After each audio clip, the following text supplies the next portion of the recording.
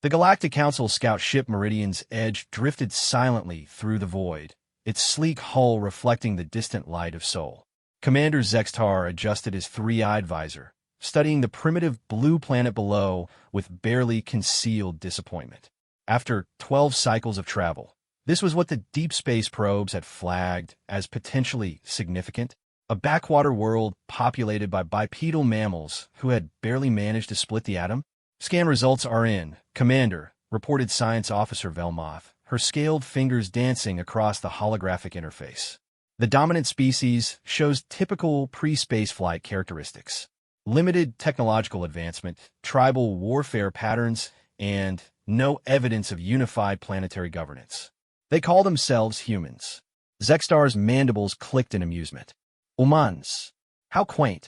Energy signatures.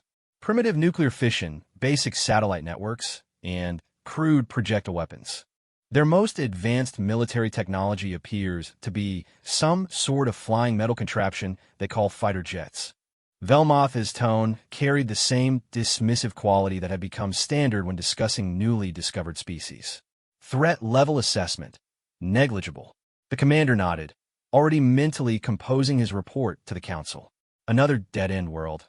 Another species that would need centuries of guidance before they could even comprehend galactic civilization. The humans would be classified as a protected primitive species, their world marked as off-limits until they naturally evolved beyond their current barbaric state. Sir, interrupted communications officer Thane, his bulbous head turning toward the command station. We're receiving some unusual transmissions from the planet's surface. The humans appear to be broadcasting entertainment signals into space. Entertainment? Zextar's interest peaked slightly. Perhaps these creatures had some redeeming cultural qualities. Yes, sir. They're transmitting what appears to be fictional narratives about conflict scenarios. Stories about something they call special forces and covert operations. Quite primitive, really. They seem fascinated by the concept of individual warriors operating behind enemy lines. The bridge crew erupted in chittering laughter. The idea that a single being could significantly impact a military operation was absurd by galactic standards. Modern warfare was about fleet coordination, planetary bombardments, and massive technological superiority. Individual prowess was a relic from the Stone Age. How delightfully naive, Velmoth commented, her voice dripping with condescension. They actually believed that personal skill and training could matter in real combat. It's like watching children play with wooden swords. Zextar was about to respond when a new alert chimed through the bridge. Sir, Thane called out, his voice suddenly strained. I'm detecting an unauthorized presence in our computer networks. Impossible, the commander snapped. Our systems are quantum encrypted with 47 layers of security protocols. No primitive civilization could possibly. The main view screen flickered, then displayed something that made every crew member freeze in terror. A human face stared back at them. Male, with piercing blue eyes, and a calm expression that somehow conveyed more menace than a Krellian war cry. Most unsettling of all, the human was clearly aboard their ship, standing in what appeared to be their own engine room. Greetings, the human said in perfect galactic standard, his voice carrying through their internal communication system. My name is Marcus Chun, and I represent Earth's interests in this sector. I believe you've been conducting an unauthorized survey of my home world.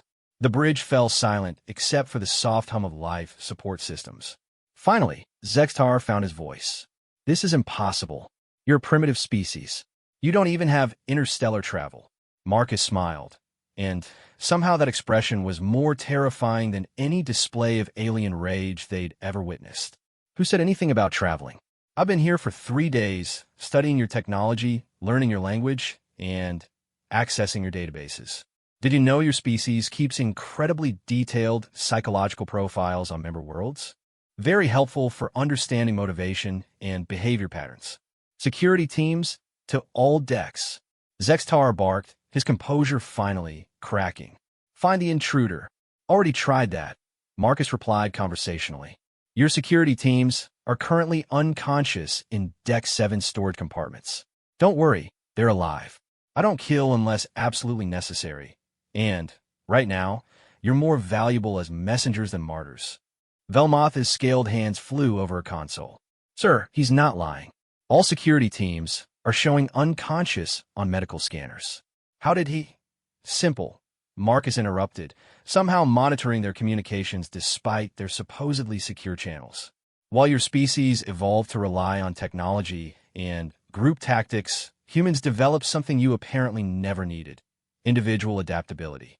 We learned to think independently, to improvise, and to overcome obstacles through personal skill rather than technological superiority. The human moved through their ship with casual confidence, the view screen showing different angles as he passed through corridors that should have been sealed and protected. Your ship's design is interesting, but predictable. Everything is automated, centralized, and dependent on your computer systems. Remove the technology, and your entire military doctrine collapses. What do you want?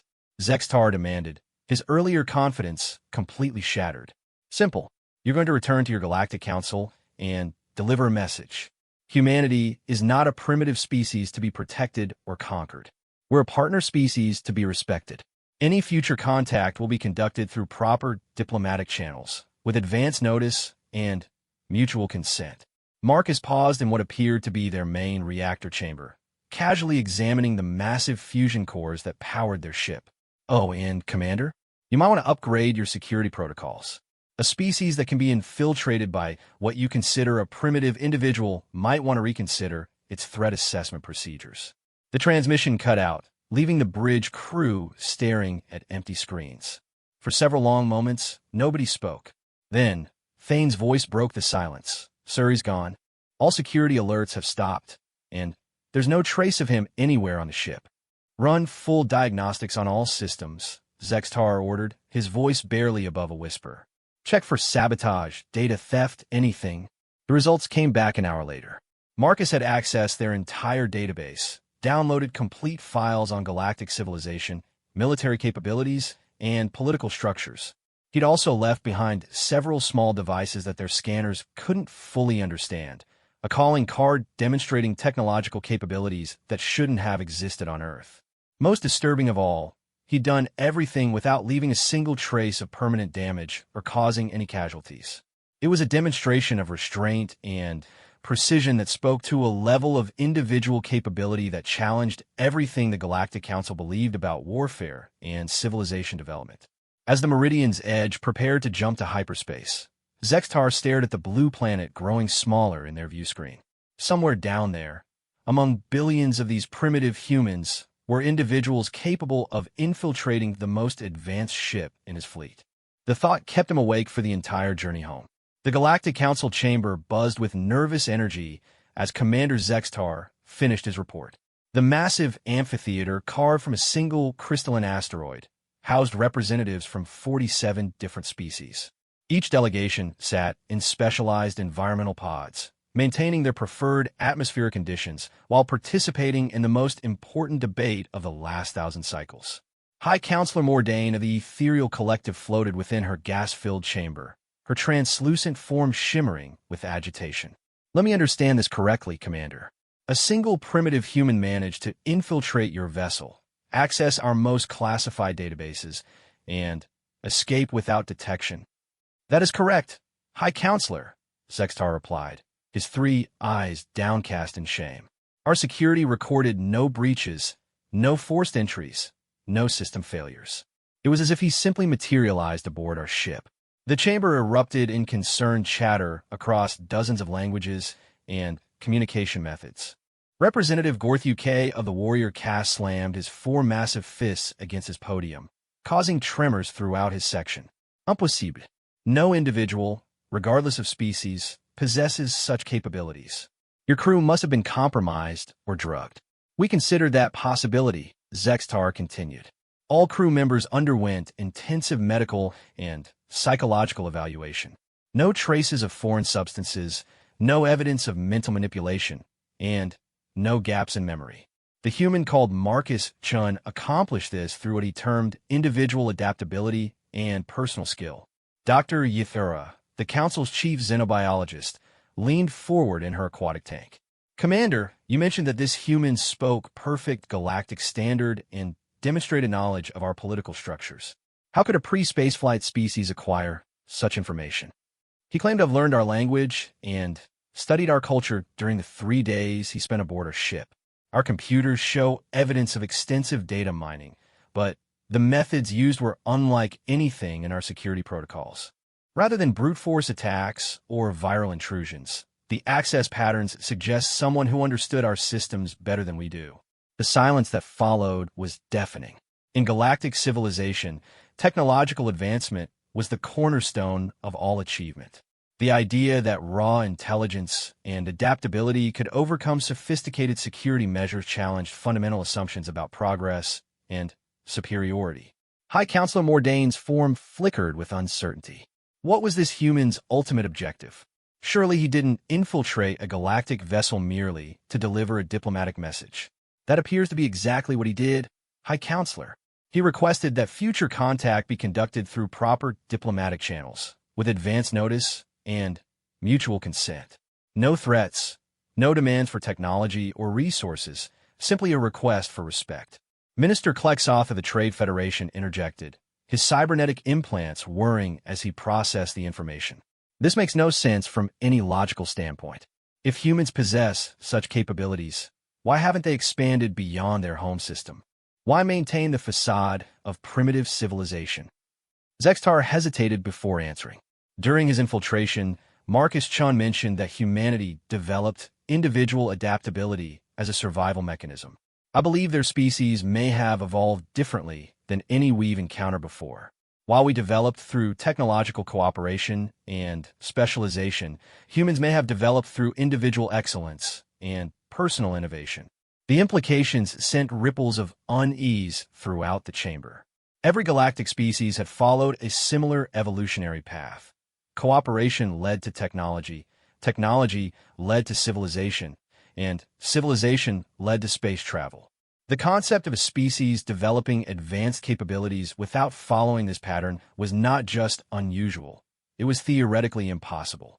Dr. Yithera activated her holographic display, showing comparative evolutionary charts. If the commander's assessment is accurate, we may be dealing with something unprecedented. A species that developed intelligence as individuals rather than as a collective. Their problem-solving capabilities would be distributed across their entire population rather than concentrated in specialist classes. Which means, Minister Klexoth added slowly, that what we witnessed might not be an exceptional individual, but a representative sample of their species' capabilities. The chamber fell silent again as that possibility sank in. One human with exceptional abilities was an anomaly. An entire species with such capabilities was a game-changing force in galactic politics. Representative Gorthuke's aggressive posture deflated slightly. If humans can infiltrate our most advanced vessels, what else might they be capable of? Have we been observing them, or have they been observing us? High Counselor Mordane's ethereal form pulsed with decision-making patterns. Commander Zextar, in your professional opinion, what level of threat do humans represent to galactic civilization? The question hung in the air like a weapon waiting to be fired. Zextar's response would determine humanity's future relationship with 47 advanced civilizations spanning thousands of light years. High Counselor, I believe humans represent the most significant unknown variable we've encountered in recorded history. They demonstrate capabilities that shouldn't exist according to our understanding of civilization development.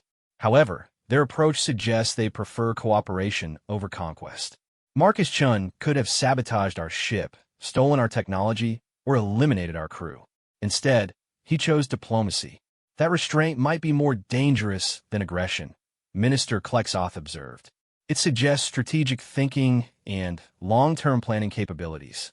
A primitive species would have taken whatever immediate advantages they could. An advanced species considers consequences and optimal outcomes. Dr. Yithera's tentacles writhed with excitement. This could represent the first truly unique evolutionary path we've discovered. Rather than species-wide technological development, humans appear to have developed universal individual capability. Each human might possess problem-solving abilities equivalent to our specialist classes combined. Which brings us to the critical question, High Counselor Mordane announced, her voice carrying the weight of galactic authority. How do we respond to humanity's request for formal diplomatic relations? Do we treat them as the primitive species our initial assessment suggested, or as an advanced civilization capable of threatening galactic security? The debate that followed lasted for 3 full cycles, with representatives arguing every possible angle. Some advocated for immediate military intervention, viewing humans as too dangerous to remain uncontrolled. Others pushed for immediate diplomatic contact, hoping to secure humanity as allies before potential rivals could claim them. In the end, it was Representative Gorth UK who proposed the solution that gained consensus. We send a formal diplomatic delegation to Earth, but we prepare for every possibility. If humans are truly as capable as this incident suggests, attempting to control them would be futile. Our only option is to determine whether they can be trusted as partners in galactic civilization. The vote was unanimous, though fear and uncertainty colored every representative's decision. For the first time in galactic history, they would approach a primitive world not as superior beings offering guidance, but as equals requesting an audience. As the session concluded and representatives returned to their respective worlds, one thought dominated every conversation. If a single human could accomplish what Marcus Chun had demonstrated, what could an entire civilization of such beings achieve? The answer to that question would determine the future of the galaxy itself. Ambassador Kelthorax had served the Galactic Council for over 2 centuries, negotiating treaties with hostile empires and establishing diplomatic relations with dozens of species. Never in his extensive career had he felt as nervous as he did approaching the small blue world called Earth. The human Marcus Chun had shattered every assumption about primitive civilizations, leaving the Council to question fundamental principles of galactic diplomacy. His flagship, the Peaceful Endeavor, was the finest diplomatic vessel in the galactic fleet. Equipped with universal translators, cultural analysis computers, and enough firepower to defend against hostile first contact scenarios, it represented the pinnacle of Council technology. Yet as they entered Earth's solar system, Kelthorax couldn't shake the feeling that all their preparations might be meaningless.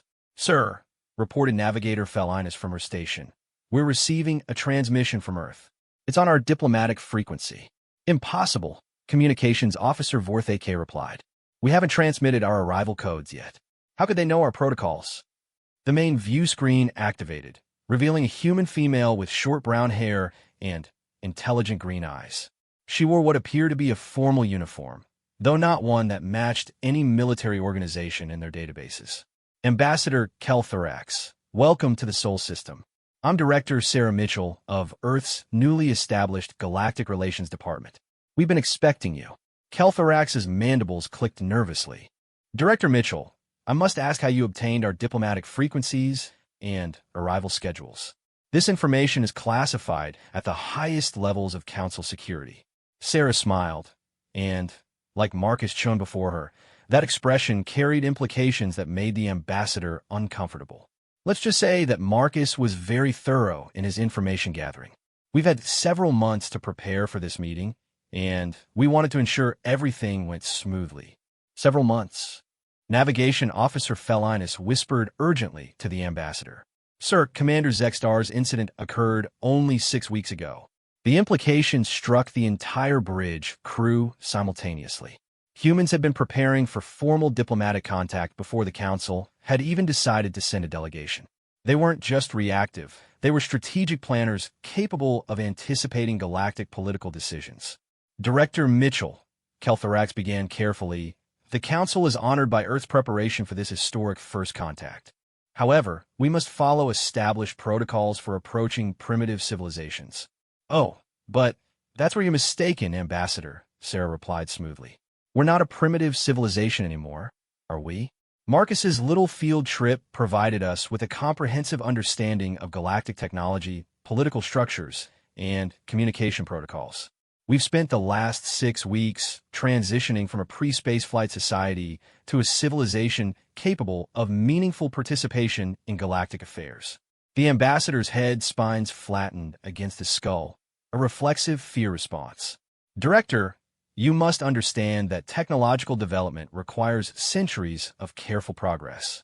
No species can advance that rapidly without causing catastrophic social disruption. Most species can't, Sarah agreed. But then, again, most species didn't develop the way humans did. Would you like to see our preparations? Before Kelthorax could respond, their sensors detected massive energy signatures from Earth's surface. The planet that had shown primitive nuclear technology 6 weeks earlier now displayed power readings equivalent to a minor galactic civilization. Cities that had relied on fossil fuels were now powered by fusion reactors. Communication networks that had used primitive radio waves now operated on quantum entanglement protocols. Wow, whispered Science Officer Dermoth, his sensor readings painting an impossible picture of technological advancement. Individual adaptability, Sarah explained, clearly monitoring their communications despite encrypted channels. While your species developed specialists who understood fragments of technology, every human is capable of understanding and implementing complete systems. Marcus brought home the blueprints. Our entire population worked together to make them reality. The view screen split to show multiple locations across Earth's surface. In what had been called China, massive orbital elevators stretched toward space. In former America, fusion power plants supplied clean energy to sprawling cities. In Africa, quantum communication arrays linked the entire planet in instantaneous contact. This is impossible, Kelthorax muttered. Social upheaval, economic collapse, political chaos, rapid technological advancement destroys civilizations. Only if those civilizations resist change, Sarah replied. Humans have spent their entire evolutionary history adapting to new challenges. Climate shifts, resource scarcity, geographical obstacles. We've survived by learning to embrace change rather than fear it. Integrating galactic technology was just another adaptation challenge. Medical Officer Philia activated her biological scanners, studying readings from Earth's population. Ambassador, I'm detecting no signs of social stress, economic disruption, or political instability. Their entire planet appears to have transitioned smoothly to post-scarcity resource distribution. Because we planned for it, Sarah continued.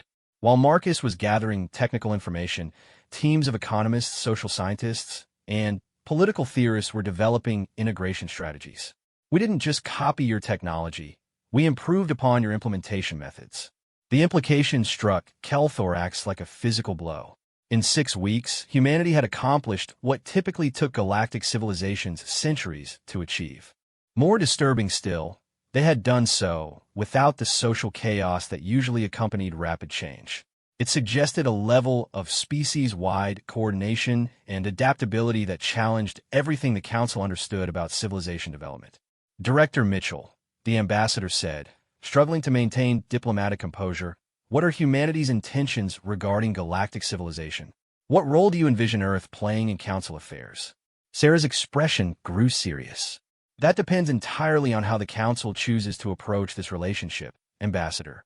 We understand that our rapid development has created uncertainty about human capabilities and intentions. However, I want to be absolutely clear about our position. The view screen focused on Sarah alone, her voice carrying the weight of an entire species' determination. Humanity seeks partnership, not domination. We want to contribute to galactic civilization, to share our perspective and learn from others. But we will not accept patronizing treatment or condescending guidance from species who consider themselves superior. And if the Council attempts to restrict or control human development, Kelthorax asked, though he suspected he already knew the answer, then you would discover that Marcus Chun represents our diplomatic capabilities, not our military ones, Sarah replied calmly. We prefer cooperation, Ambassador, but we're prepared for any alternative the Council might choose. The silence that followed stretched uncomfortably long. Finally, Communications Officer Vorthake broke it with a trembling voice. Director, we're requesting formal permission to establish orbit and begin diplomatic negotiations. Sarah smiled again, and this time the expression carried warmth instead of warning. Permission granted, Ambassador Kelthorax. Welcome to Earth. We have a lot to discuss. As the peaceful endeavor moved toward Earth's newly constructed orbital platform, every crew member understood they were witnessing history. First contact between galactic civilization and humanity wouldn't be the typical pattern of advanced species guiding primitives toward enlightenment. Instead, It would be a meeting between equals, with the fate of galactic civilization hanging in the balance. 3 days into the diplomatic negotiations on Earth's new orbital station, Ambassador Kelthorax found himself in an impossible position. Every proposal humanity made demonstrated capabilities that shouldn't exist, while every council offer seemed inadequate in comparison. The humans had transformed their entire civilization in weeks, and their representatives displayed a depth of understanding that made centuries-old galactic traditions seem primitive. Director Sarah Mitchell led the human delegation with an expertise that rivaled the Council's most experienced diplomats. Beside her sat Dr. James Richardson, whose grasp of galactic technology surpassed that of most Council scientists, and General Patricia Hayes, whose strategic analyses of galactic military doctrine were disturbingly accurate. Ambassador, Sarah began, as the morning session commenced, we've reviewed the Council's proposal for gradual integration over the next 50 years. While we appreciate the structured approach, humanity operates on different timescales than galactic civilization appears accustomed to. Kelthorax's diplomatic training kicked in automatically.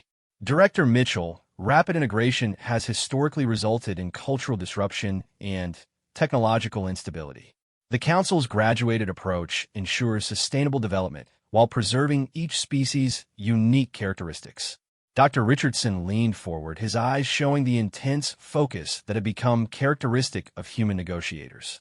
Respectfully, Ambassador, your historical data doesn't account for species with distributed adaptive capability. Traditional integration assumes that technological advancement requires centralized expertise and gradual dissemination.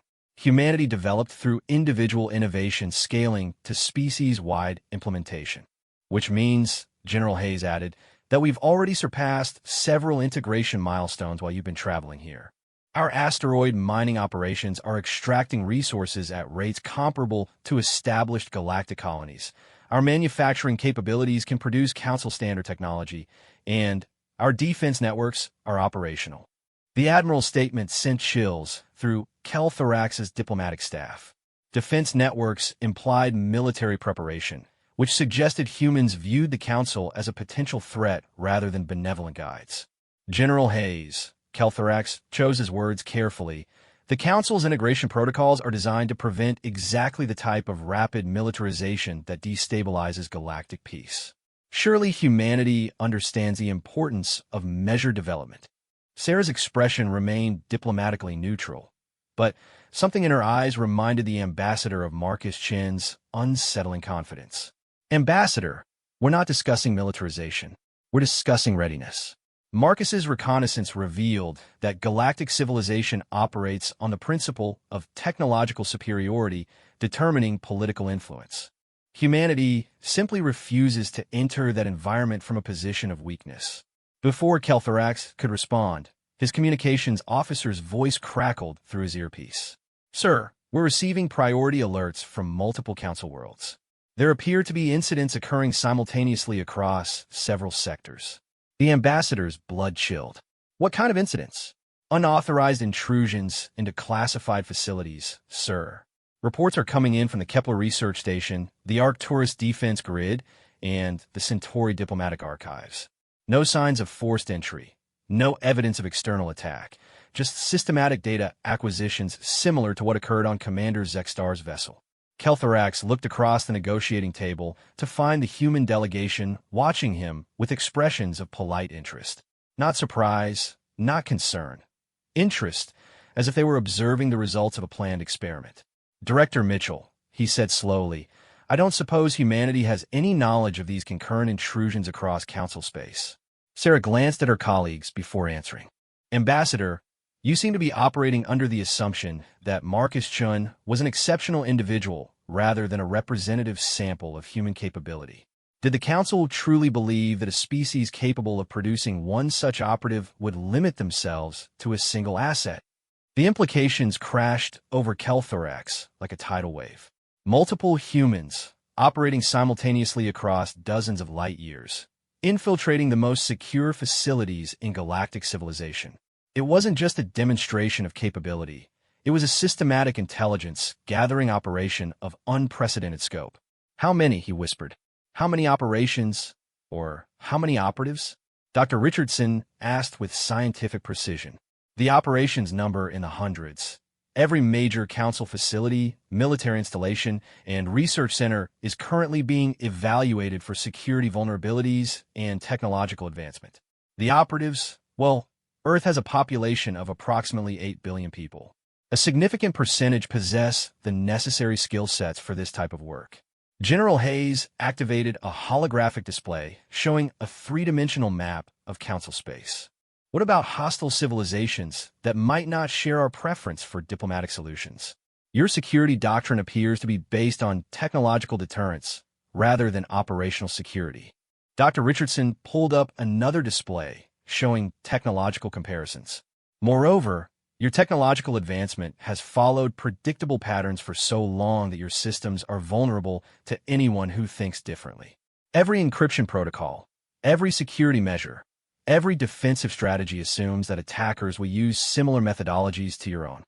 Humanity developed through constant threat assessment and adaptation, Sarah explained.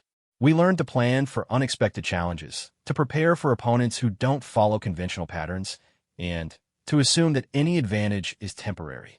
Your civilization has enjoyed peace and stability for so long that you've forgotten how to defend against truly innovative threats. The ambassador stared at the displays showing the complete failure of galactic security across dozens of worlds. What do you want from us? Partnership, Sarah replied immediately. Not the condescending guidance typically offered to primitive species, but genuine alliance between equals. We want to contribute our perspective on security, strategy, and adaptation to galactic civilization. In return, we want access to the scientific knowledge, cultural experiences, and peaceful cooperation that the Council represents. And if the Council refuses? Kelthorax asked, though he already knew the answer. Then, you'll discover that everything you've seen so far represents our peaceful capabilities, General Hayes said simply. We hope that won't be necessary, because we genuinely believe that galactic civilization and humanity can benefit each other immensely. But we won't accept subjugation disguised as protection. As if to emphasize the point, the holographic display updated with a new alert. Human operatives had apparently infiltrated the Council's central command facility on Galactic Prime, accessing the most classified databases in known space. The message was clear. Nowhere in galactic civilization was beyond human reach. Kelthorax realized that the negotiation had never been about whether humanity was ready to join galactic civilization. It was about whether galactic civilization was ready to accept humanity as an equal partner. The future of the galaxy depended on his answer 0.6 months after the first human operatives appeared across Council space. The Galactic Assembly had undergone the most dramatic transformation in its 3,000-year history. The ornate chamber that once hosted condescending debates about primitive species now buzzed with urgent discussions about revolutionary changes to galactic civilization itself. Ambassador Kelthorax stood before the assembled representatives, his report marking the conclusion of humanity's formal integration process. Instead of the typical decades-long guidance period for new species, the humans had become full council members in record time, not through technological catch-up, but by proving that galactic civilization needed them more than they needed galactic technology. Esteemed representatives, Kelthorax began, his voice carrying none of the uncertainty that had plagued him during first contact. I present the final assessment of humanity's integration into the Galactic Council. The results challenge every assumption we've held about civilization, security, and cooperative advancement. High Councilor Mordane's ethereal form shimmered with attention. Ambassador, your preliminary reports described capabilities beyond our understanding. Has humanity's full potential been assessed? No, High Councilor. If anything, our initial estimates dramatically understated human capabilities. What Marcus Chin demonstrated was not exceptional individual ability, but baseline competency for his species.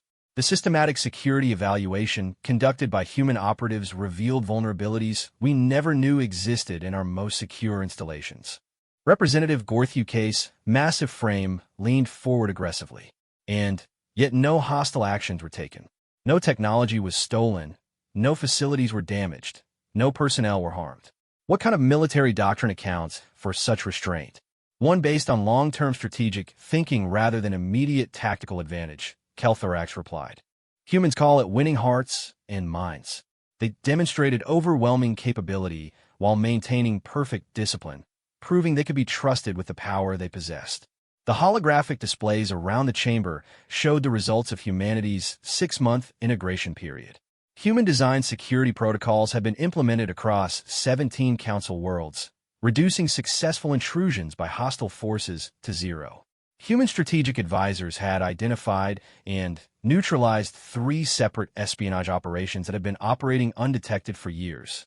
Most remarkably, human cultural exchange programs had begun bridging gaps between species that had remained diplomatically isolated for centuries. Dr. Ythura, Kel'Thrax continued, would you present your biological assessment findings? The aquatic xenobiologist activated her presentation tank, projecting images of human neural scans and behavioral analyses. Honored representatives, humanity represents a completely unique evolutionary path. While our species developed specialized capabilities through social cooperation, humans developed universal capability through individual adaptation. Every human possesses problem-solving abilities equivalent to our best specialists across multiple disciplines. More significantly, she continued, her tentacles writhing with scientific excitement, they appear capable of rapid neural restructuring in response to new information. Where our species require generations to adapt to technological changes, humans can integrate new concepts and capabilities within weeks or even days. Minister Klexoth of the Trade Federation interjected with obvious frustration. This creates impossible diplomatic complications. How do we negotiate with a species where every individual could theoretically master our most advanced technologies overnight? By treating them as equals rather than subjects, Kel'Thrax replied. The integration process succeeded because humanity was never interested in dominating galactic civilization. They wanted to contribute to it. Human innovations in security, strategy, and problem-solving have benefited every Council member world.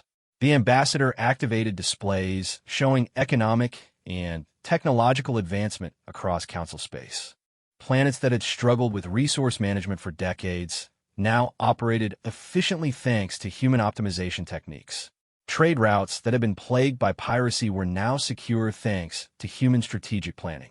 Research projects that had stagnated for years showed breakthrough progress after human scientists joined collaborative teams. Furthermore, Kel'Thrax added, humanity's approach to conflict resolution has proven invaluable. 3 territorial disputes that we had considered intractable were resolved within weeks of human mediators becoming involved. Their ability to understand and adapt to different cultural perspectives allows them to find solutions that satisfy all parties involved. High Council Mordane's form pulsed with decision-making patterns. Ambassador, what is your recommendation regarding humanity's final status within a council? The question that had haunted every representative for months finally hung in the chamber's recycled air. The answer would determine not just humanity's future, but the future direction of galactic civilization itself. High Counselor, I recommend that humanity be granted full voting membership with immediate effect, including access to all technological databases and military coordination protocols. Moreover, I recommend that human strategic advisors be assigned to every major council operation and that human security protocols be implemented across all member worlds. The chamber erupted in startled discussion. Granting full membership to a species that had been classified as primitive 6 months earlier was unprecedented. Giving them access to galactic civilization's most sensitive information was revolutionary. Furthermore, Kel'Thrax continued over the noise, I recommend that we fundamentally revise our approach to discovering and integrating new species. The human example suggests that individual capability may be more significant than technological development in determining a species' potential contribution to galactic civilization. Representative Gorthuke's aggressive posture had completely transformed. Ambassador, are you suggesting that we abandon technology-based superiority as the foundation of galactic order? I'm suggesting that we recognize that superiority itself may be an obsolete concept. Humanity has demonstrated that cooperation between equals produces better results than guidance between superiors and inferiors. Every council member has benefited from human contributions, while humans have enthusiastically embraced galactic knowledge and culture. Dr. Yithera activated her final display, showing projected advancement curves for galactic civilization with and without human participation. The difference was staggering. Representatives, mathematical modeling suggests that human integration will advance overall galactic capability by orders of magnitude within a single generation. Their approach to problem-solving appears to have a multiplying effect on all collaborative efforts. The vote, when it came, was unanimous.